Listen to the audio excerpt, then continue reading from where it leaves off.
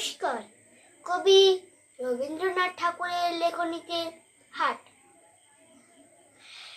কুমোর পাড়ায় গরুর গাড়ি, বোঝাই করা কলসি হাড়ি।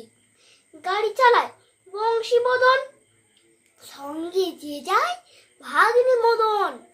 হাট বসেছে শুক্রবারই, বক্সিগঞ্জের পদ্মাপাড়ি। জিনিসপত্র জুটিয়ে এনে গ্রামের মানুষ বেচে কেনে।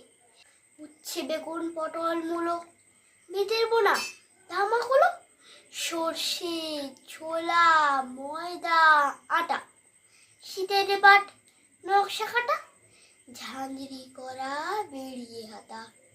শহর থেকে সস্তা ছাতা, কলসি ভরা এখো ঘুরে, মাছি যত বেড়ায় উড়ে। খড়ের আটি নৌকো বেয়ে আনলো ঘাটে চাষির মেয়ে।